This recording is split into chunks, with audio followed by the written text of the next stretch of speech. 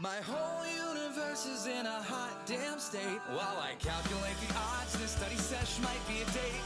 I don't know if I'm fit for this. I never touched a clitoris. Her boyfriend scares me, he's quite big. I wonder if she's into trig. I can't wait till I feel a big bang. Oh boy, I wanna feel. The season tried to change things up and did so for the worse. Considering the target audience, they could have done worse, but it's still terrible. Any good decision to change the season was dragged down by the 17.5 bazingas, and the fact that Raj is still nothing more than a gag. But let's start on a positive note. The best decision they made this season was to go farther into the relationship Sheldon has with the cast, because ultimately, he's kind of the heart of the show. We've seen plenty of what everyone puts up with to keep Sheldon happy, and all he's really given in return is occasional advice.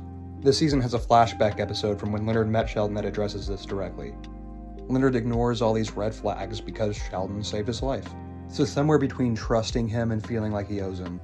It turns out Sheldon's a very reliable friend when it comes down to it. When Penny needed him, he was willing to drive her to the hospital even though it is not safe at all for him to drive. And he forgave her when this led to him missing a Stan Lee signing. He even hired Raj to save his citizenship. And we all know how tasteless that writing is, but we'll just move on for now. Back to Sheldon. Not only do they do a good job at making Sheldon's relationships less one-sided, they also do better at showing the things he needs help with. The character works best if Sheldon's friends subsidize basic social skills that he never had the opportunity to develop. Not only does it balance out his intellectual superiority complex, it's decisions like these that bring Sheldon to people's minds when they think of autistic characters, which sucks because number one, they play it as a joke, and number two, he has the same problems as a lot of other autistic characters in media. They literally had an episode where they explained that Leonard didn't want to be friends with him, but Sheldon's smart so he relies on him a little. He kind of plays into the idiot savant archetype in that he's only tolerable because he's smart, so points against him for being an autistic white male stereotype. But watching his friendship with the rest of the cast is still the best part of the show, even if it's a somewhat harmful representation. Sheldon can't handle being stuck on work, so his friends help calm him down. They walk him through a stage fright, though unsuccessfully. His friends just make him feel safe. Sheldon's a very intelligent character, so it feels like a fair balance that he has to trust other people for things. The characters he leans on by far the most are Leonard and Penny, who start dating at the beginning of the season. Sheldon ends up becoming an essential part of how the relationship develops. Sheldon sets out clear expectations for the pair. From the very start, they always check to make sure he's okay before focusing on each other. At one point, they have a big fight, and all the yelling really gets to Sheldon. Seeing this, they decide to put aside their differences to make Sheldon feel better. And this happens a couple times this season. Their relationship isn't entirely about Sheldon, though. That's just the only part worth watching. They just don't know how to write Leonard and Penny together.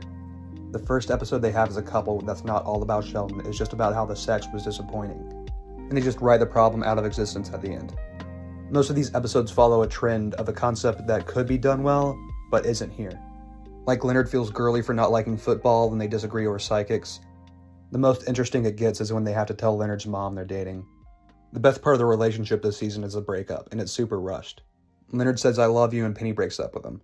Not much to say there, it just seems like they wanted to get back to status quo and needed an excuse for the relationship to end.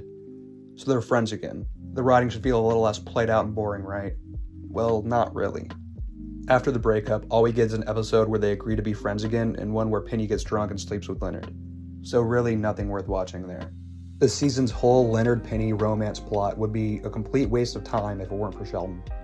He keeps the show from being beat-by-beat rehashes of stories that have been done 100 times by people that actually care about their work. That's the A-plot, and believe it or not, my favorite part of the season. Not that I enjoy this aspect of the show, I just really hated certain decisions they made elsewhere. They decided to add 2 more main characters, and one I like, the other I don't. Amy is cool, but we only see her for like 2 minutes in the finale. Bernadette's cool too, I just hate that they added her just so people like me maybe won't hate Howard as much. I don't like Penny setting up one of her friends with Howard when he's been so sexually aggressive with her in the past. Just like how I hate no one calls him out. They're all enabling him. And I really hate that they're just conveniently broken up when Howard has the opportunity to sleep with someone else. The only positive thing it accomplishes is showing just how romantically incompetent and desperate he is when Bernadette says she expects a commitment. They definitely could have written this relationship in a way where I'd be excited to see how this would affect Howard going forward.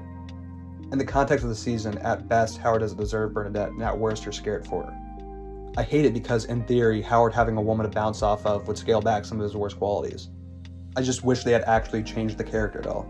Maybe I'm not being fair. At least he's not using an RC car to see up Penny's skirt anymore. We luckily didn't see much of that this season, just gross comments, but I still don't like him.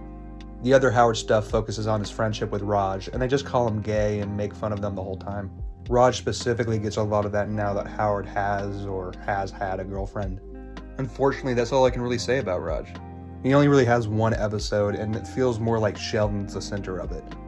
He was a prop in its own episode, and a racist one at that. We've had 3 Raj episodes, and one was about an arranged marriage, and one was about him getting deported. I'm not even going to mention all the little comments. I hope they develop him more. I think the next season was the last one I watched consistently with my family, so I'm going to be going in blind here soon. But that's all I have to say for season 3. I'm actually a little excited for Sheldon and Amy next season, because sometimes Sheldon's the only interesting thing about an episode. I'll definitely say the show has charm though, just enough to get a laugh out of me from time to time, but not enough to keep it from being an incredibly frustrating experience. I couldn't help but sigh when I saw the dumbass Magic the Gathering parody. Invisibility spell. Luminescence spell. Water nymph. Fire demon. Balls. But it's whatever, mainly because it just blended in. It's not the worst content if you consume it incredibly passively, just tuning in when something catches your eye or ear, which I'm definitely guilty of. Some episodes tell you all you need to know in the first 30 seconds, and the rest of the episode is just terrible humor. I end up zoning out often and have had to watch some episodes twice because I feel like I missed something, so I end up rewatching the episodes that I want to pay attention to the least. I definitely don't recommend it. Let me watch it for you. Join me for season 4. Like and subscribe.